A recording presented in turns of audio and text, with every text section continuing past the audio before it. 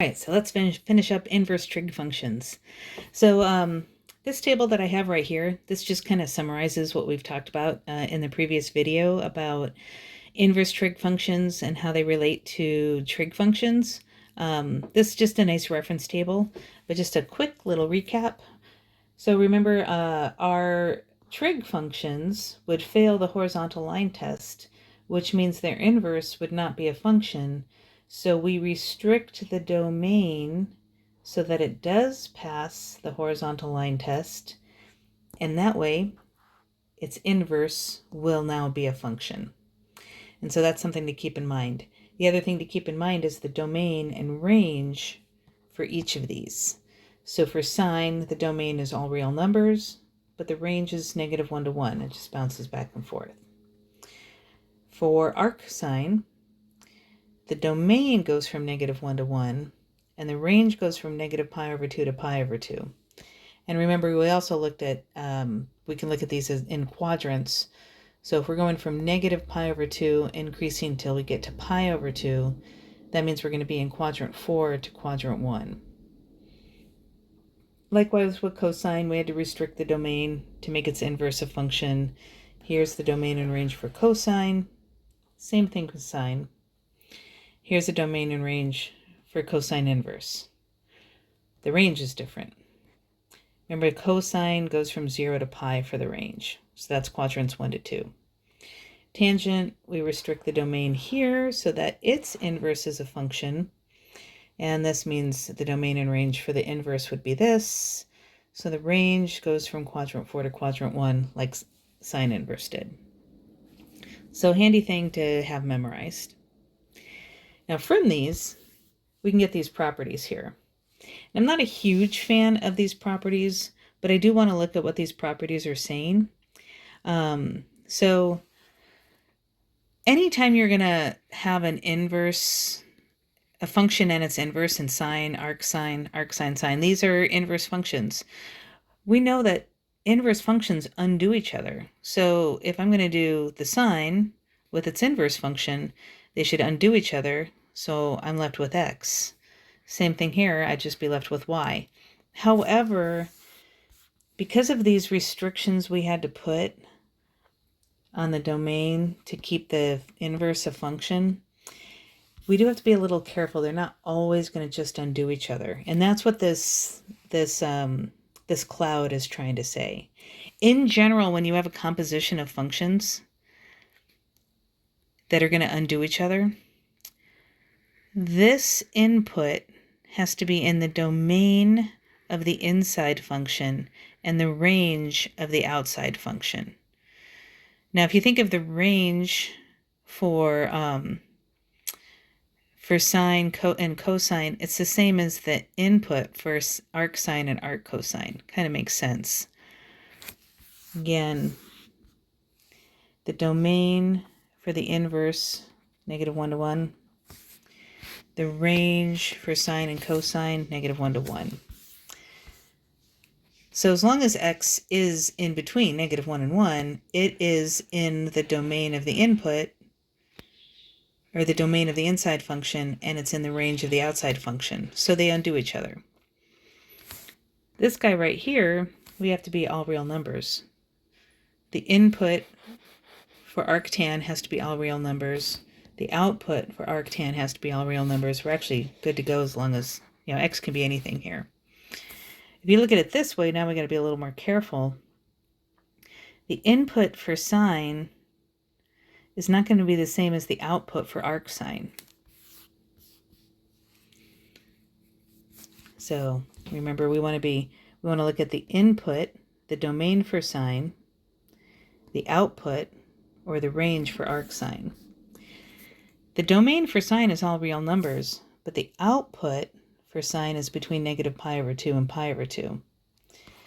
This is where we have to be. This kind of trumps that. So that's why we're specifying that y has to be in this interval. Similarly for cosine, it's this restriction on the range for arccosine. And then similarly for tangent, it's the restriction for the range for arctan. So, I mean, this is good to know and good to think about where it's all coming from. But what I'm stating in pink is the one reason why I don't necessarily like to focus on just memorize these rules. The more important part is to think about where they're coming from. Because although all of this is true, you can't assume anything from these statements if x and y are not in the indicated intervals. So that's what I want to do right now. Let's look at these examples. So I've got 4 examples right here we're going to do together. And I just put over here a little reminder of the domain and range for each of these 6 functions. So the trig function and its inverse, trig function and its inverse, trig function and its inverse. As long as this value here is in the input of the inside function and in the output of the outside function, these will undo each other. So is 5 in the input for arctan? Why, yes, it is. It's in all real numbers. Is 5 in the output for tangent? Why, yes, it is. All real numbers. So your answer is 5. You're good to go. Let's look at B. Is 1/2 in the input for arc cosine? The domain for arc cosine is -1 to 1. 1/2 is in that domain, so that's good. Is 1/2 in the range for cosine? Why, yes, it is. Our answer is just 1/2. Okay, what about this one? What if it was negative? Is -1/2 in the input for arc cosine? Why, yes, it is. It's between -1 and 1. Is -1/2 in the output for the outside function? Why, yes, it is. It's between -1 and 1. So they'll undo each other. Our answer is -1/2. Okay, let's look at the last one. Is 3π/2 in the input for sine? And yes, the input for sine is all real numbers, so of course 3π/2 is going to work. Is 3π/2 in the output for arcsine? No, it's not. The output for arcsine has to be between -π/2 to π/2. 3π/2 is outside of that interval. So what does this mean? Does this mean you can't do this problem? No, it means you can still look at it. You just have to work it out by hand. So we know that sine of 3π/2 is -1. So we need to just figure out what arcsine of -1 is. And this goes back to what we did last class, but think about the angle whose sine is -1. You might want to think about the graph. Here's one place where sine is -1. That's 3π/2. But as far as being in the interval, we need to look at this value. We need to look at -π/2. That will keep us in the range for arcsine. So the answer is -π/2. So this time they did not just undo each other. But that doesn't mean you can't do the problem. So again, this is good, but it doesn't cover all the cases. So that's why rather than just memorizing this, think about what it's really saying. And what it's really saying is, in order for these functions to just undo each other, this value has to be in the input of the inside function and in the output of the outside function. And if it's not, just work it out by hand. So here's 4 more. Go ahead and pause the video and try these on your own, and then we'll take a look at them together.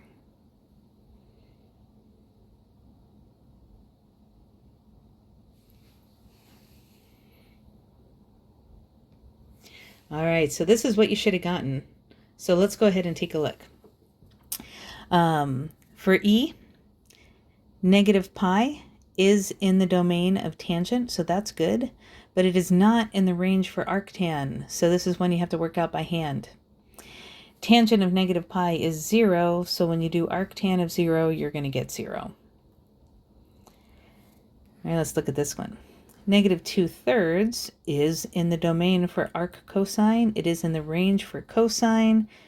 It's good. They're going to undo each other. It's just -2/3 for the answer. For G, is 2 in the domain for arcsine? And actually, it's not. Remember, the domain for arcsine is -1 to 1. we're already outside. We can't even start this problem because we're not even in the domain of the inside function. It's just undefined. Actually, I should box that answer. And then on the last one is -1 in the input for arctan, and it is -1 in the output for tan, and it is, so your answer is just -1. That's how you do those. All right, let's look at another kind of problem. How can we find the exact value of the expression when they're not inverses of each other? Secant and arcsine. It's not arcsecant. So what do? Well, we draw a triangle. That's what we do. Now, we have to be careful about which quadrant we draw the triangle in. And this is where thinking about the range matters. So again, I'm going to go back up here. Remember for arcsine, I should say, your range goes from -π/2 to π/2, quadrants 4 to 1. For arccosine, your range is from 0 to pi, quadrants 1 to 2. The range for arctan is between -π/2 to π/2. So, and that's quadrant 4 to 1. So we want to think about that when we're doing these problems here. So I want to make sure I put my angle in the right quadrant, because remember, what does this mean? This means the angle whose sine is 3/4. Now we could be dealing anywhere from -π/2 to π/2 for that angle. Sine is negative in quadrant 4 and positive in quadrant 1. Because we're looking at a positive value here, we know we're looking at quadrant 1. So now I know where to draw my triangle. I'm going to draw a reference triangle in quadrant 1. Always draw your triangle in the appropriate quadrant. And also remember, your triangle always goes to the x-axis, and your angle is going to measure to the x-axis. Now I'm talking sine, the angle whose sine is 3/4, so the angle whose opposite over hypotenuse is 3/4. Now sometimes, actually most of the time, you have to find the third side of this right triangle, but not always, so just think about it. Now we want to find the secant of this angle. So I let theta equal the angle whose sine is 3/4. So I want to find secant of theta, and that's going to be my answer. And if we think about secant of theta, that should be the hypotenuse over the adjacent. All right, I do need to do the Pythagorean theorem to find that. So doing the Pythagorean theorem, I'm going to get x squared plus 9 equals 16. X squared is 7. So it's the square root of 7. So now when I do hypotenuse over adjacent, I'm going to have 4 over the square root of 7. Rationalize the denominator, you get 4 root 7 over 7. So we can still evaluate these problems. We just have to work it out by hand. So draw the triangle. Usually you have to do the Pythagorean theorem to find the third side. And then you can just find the ratio of the appropriate two sides. So let's do a couple more together, and then I'll give you some to try on your own. So let's try these two. All right, let's think about arc cosine. The range for arc cosine was between 0 and pi. Cosine's positive in quadrant 1 and negative in quadrant 2. Because I'm looking at a negative value for the ratio, I want to draw my triangle in quadrant 2. So now I know where to draw it. I'm going to draw in quadrant 2. Again, the hypotenuse radiates from the origin.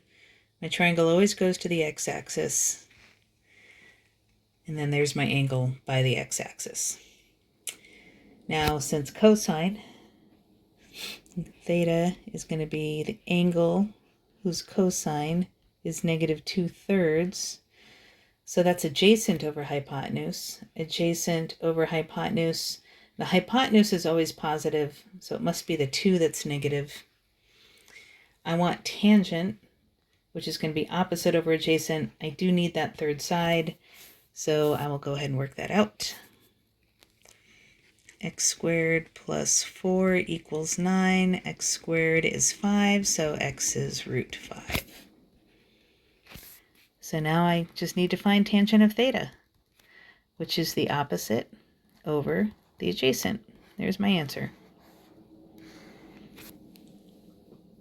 Okay, let's try this last one. Arc cotangent.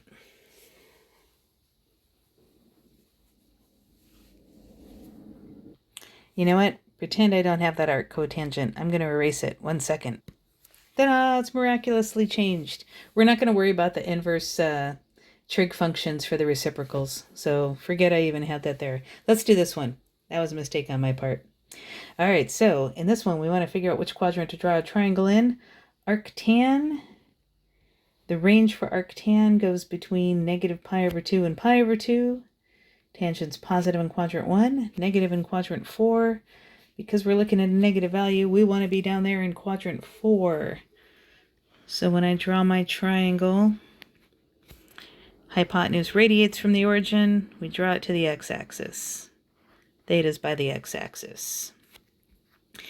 The opposite over adjacent is 3 over 1. And it's going to have to be the 3 that's negative, because that's along the negative y-axis. And because I want sine, because we're letting theta equal the angle whose tangent is negative 3, then the sine of that angle is going to be opposite over hypotenuse. I do need the hypotenuse. And if you can do these in your head, if you can do the Pythagorean theorem in your head, you don't have to show your work. 1 squared plus 3 squared is 1 plus 9. That'd be 10. It's a square root of 10. So that means the sine of theta is the opposite over the hypotenuse. Rationalize the denominator. And there's my answer. Okay, so there's those problems. I'm going to give you guys some problems to try on your own now. So try these on your own, and we'll come back together and check our answers with each other. So go ahead and pause the video and try them. All right, so here's these two. Again, just quickly going through it. Sine, the output of sine can be in quadrants 1 and 4. We want to be where it's positive, so we're going to be in quadrant 1. Using Pythagorean theorem, we can get the third side. So we can see tangent is opposite over adjacent, and just rationalize the denominator. This time, for E, tangent is arctangent of a negative is going to put us in quadrant 4. So I want to draw my triangle in quadrant 4. And opposite over adjacent should be 7 over 4, and we need to make the 7 negative.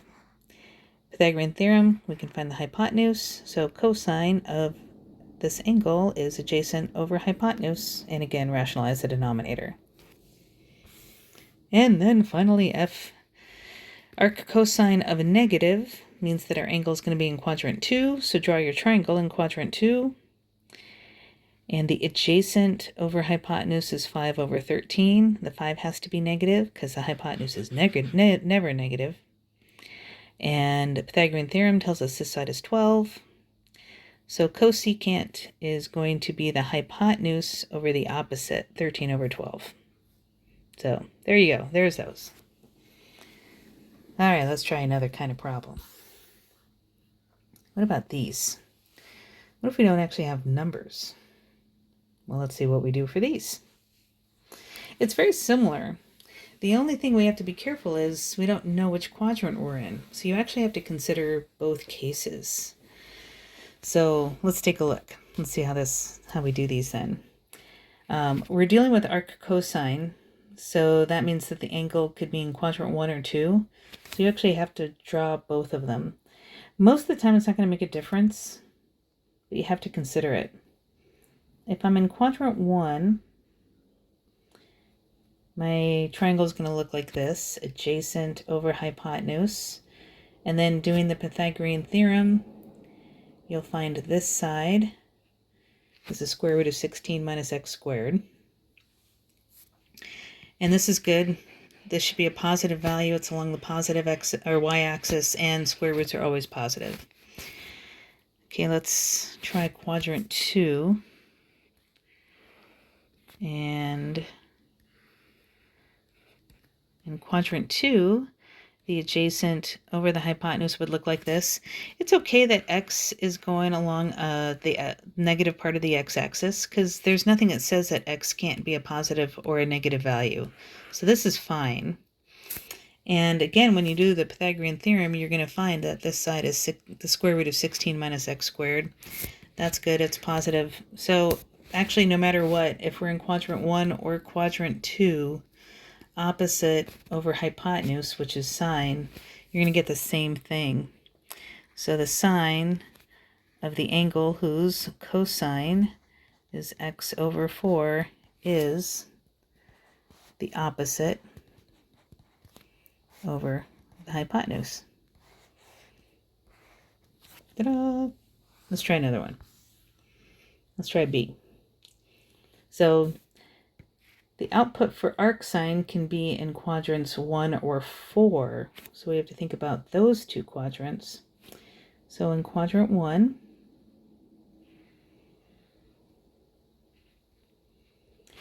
sine is opposite over hypotenuse. So the opposite over the hypotenuse would look like that. Pythagorean theorem, you would get that for your third side. If we were in quadrant 4,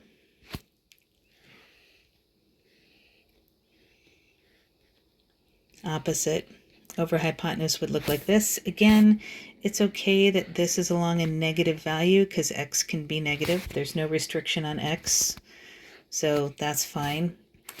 And we're still going to get the same answer. Oh, all right. So that simply means then that the tangent of the angle whose sine is 3x is opposite over adjacent. And I will say, when the denominator starts to get kind of a messy algebraic expression, we usually don't rationalize the denominators then. If you're ever unsure if you want me to rationalize it, or if I want you to rationalize the denominator or not, just ask. That is a question I will answer on a test. But in general, if they're just simple numbers, like we had on these examples, rationalize. If it's something that's going to simplify because you rationalize, like if stuff's going to cancel, rationalize it. When there are more complicated algebraic expressions like this, and it's just going to make the thing even uglier and way more complicated, we usually don't rationalize. But anyway, there you go. Okay, let's look at another one. Let's look at this one together. So what's going to happen here? Let's see. The output for arctan can be in quadrants 1 or 4. So in quadrant 1,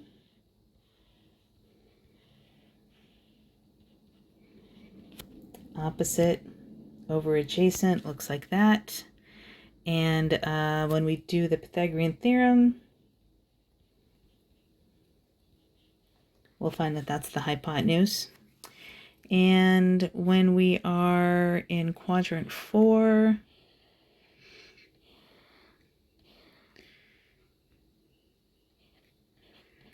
opposite over adjacent is going to look like this. Oh, now at first glance you may be going, huh, okay, didn't make a difference again. But actually it did this time. And that is because this 5 has to be a negative 5. It's falling along the negative axis. But in order for this ratio of opposite over adjacent to be 5 over x, that means we also have to take the opposite of x. Okay, so what does this mean? This means that we have two different things here. Cosine arctan of 5 over x. Remember, cosine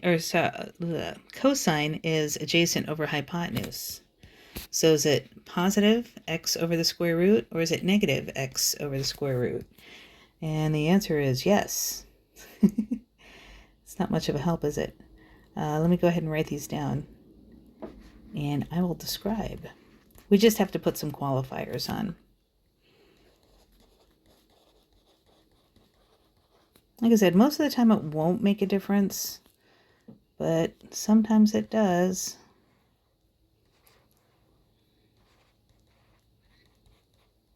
So, all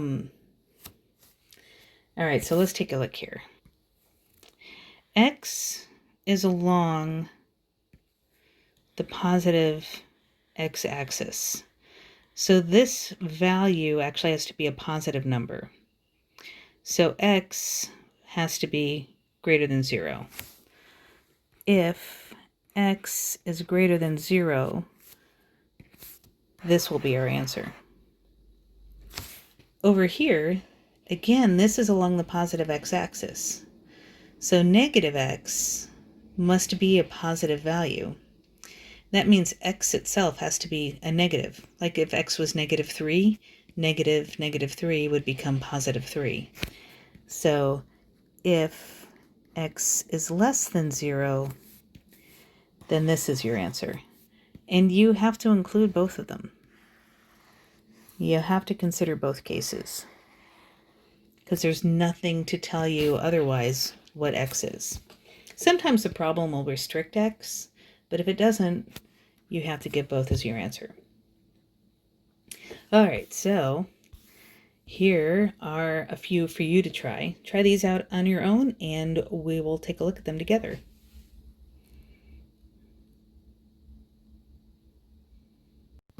All right, let's take a look. So here we go.